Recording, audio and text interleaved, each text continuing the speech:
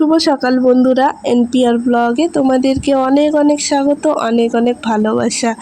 তো তোমরা সবাই কেমন আছো? সবাই কমেন্ট করে জানাবে। আশা করছি যে যেখানে আছো খুব ভালো আছো, সুস্থ আছো। আমরা কিন্তু ভালো নেই, তো ভিডিওটা তোমরা দেখলেই বুঝতে পারবে। তো ভিডিওটা স্কিপ না করে পুরোপুরি দেখার অনুরোধ করছি। সকালে উঠেই কিন্তু লাল চা খেয়ে নিয়েছি। তো আমার শাশুড়ি সকালে লাল চা করেছে গোলমরিচ আদা দিয়ে। তো কদিন ধরেই কিন্তু আমাদের বাড়িতে আমার শ্বশুর শাশুড়ি, আমার ছেলে আর আমার জ্বর হয়েছে। তো দুদিন ধরে তো আমি ভিডিও দিতে পারছি না। তো আজকে তো ভিডিও করলাম, আজকে একটু শরীরটা ভালো ছিল সকালে। আর আজকে কিন্তু জামা কাপড়গুলো ধুয়ে দিয়েছি, আর বিছানার যে তোষকটা ছিল ওটাও কিন্তু শুকোতে দিয়েছি।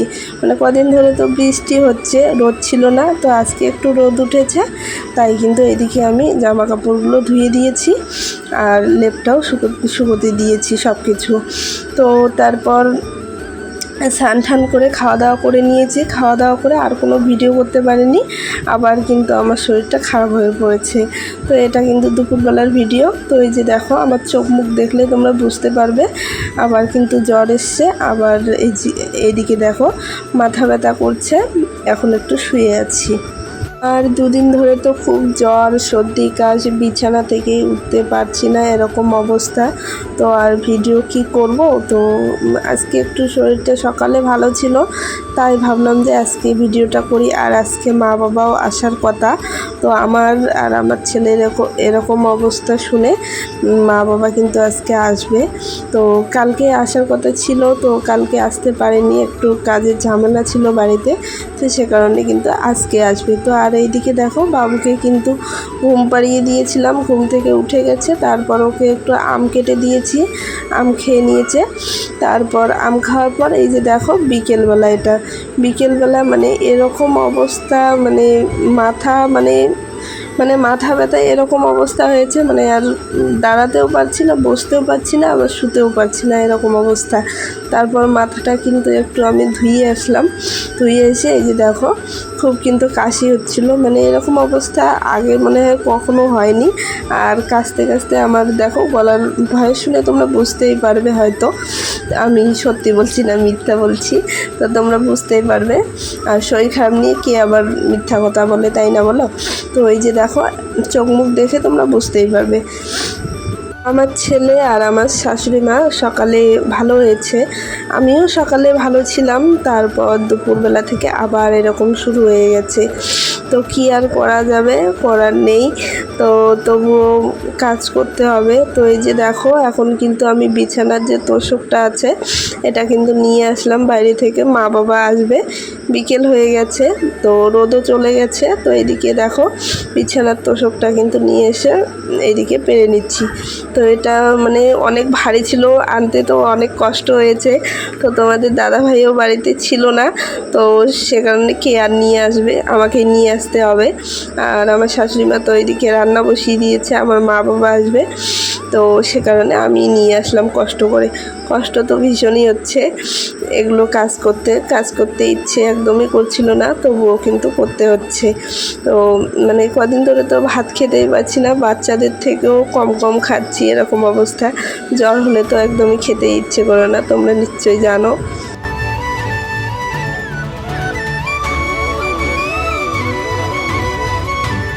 তারপর এই যে দেখো বন্ধুরা, মা বাবা কিন্তু এসে গেছে।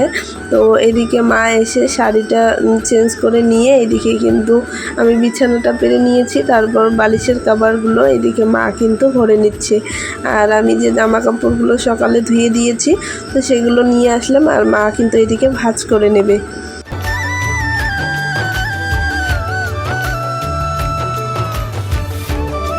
তারপর মাকে ওইদিকে জামা কাপড়গুলো দিয়ে আমি কিন্তু বারান্দাগুলো ঝাড় দিয়ে নিয়েছি।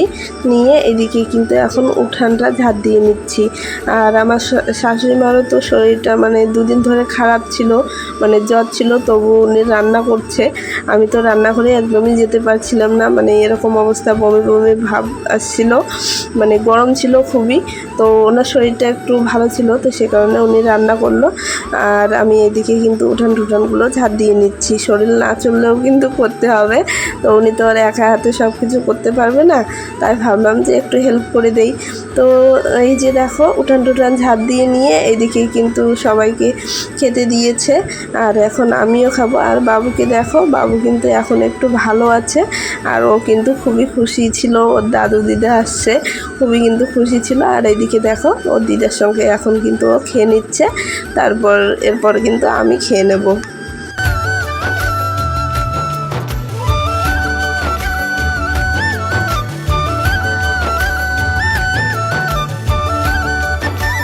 তারপর বন্ধুরা খাওয়া দাওয়া করে আর কিন্তু কোনো ভিডিও করতে পারিনি। তো খাওয়া দাওয়া করে একটু শুয়েছিলাম, মার সঙ্গে একটু গল্প করলাম। তো গল্প টল্প করে এদিকে সন্ধে হয়ে গেছে, তো সন্ধেটা দিয়ে নিলাম।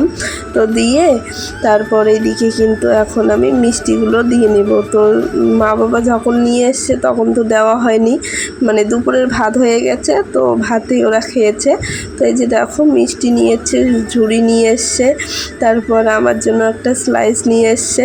তো মানে ভাত তো খেতে পারি না, তো ওরা স্লাইস নিয়ে এসছে, আর দুধ দিয়ে স্লাইস খেতে না খুবই ভালো লাগে আমার, তার জন্য নিয়ে এসছে। আর এদিকে জেঠিমা আর মা গল্প করছিল, আর আমি এইদিকে কিন্তু স্লাইস আর দুধ দিয়ে খাচ্ছিলাম।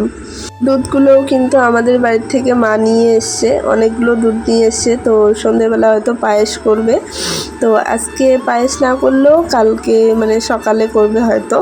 তো আজকে আর মনে হয় সন্ধেবেলা করবে না, ভাতই খাবো আজকে। তো এই যে দেখো খাওয়া দাওয়া করে এদিকে সবাই মানে মা আর জেঠিমা গল্প করছিল, আর তার মাঝে দেখো বাবুও কিন্তু মানে যোগদান দিচ্ছে গল্পর মাঝে। তো এখন আমার শরীরটা একটু ভালো আছে, এই যে সন্ধেবেলা আমার শরীরটা একটু ভালো আছে, তাই আমিও এদিকে একটু গল্প করছিলাম। তো যাই হোক বন্ধুরা, ভিডিওটা আজকে এ পর্যন্তই। যদি কিছু ভালো লেগে থাকে তাহলে লাইক কমেন্ট শেয়ার করো, আর সাবস্ক্রাইব করতে একদমই ভুলো না। আর যারা নতুন বন্ধু আছো তো তাদেরকে অনুরোধ করছি আমার চ্যানেলটা সাবস্ক্রাইব করে দিয়ে আমার পাশে থাকার অনুরোধ করছি। তো তোমরা সবাই ভালো থেকো, সুস্থ থেকো, তোমাদের সঙ্গে পরের একটি ভিডিওতে দেখা হবে। সবাইকে টাটা।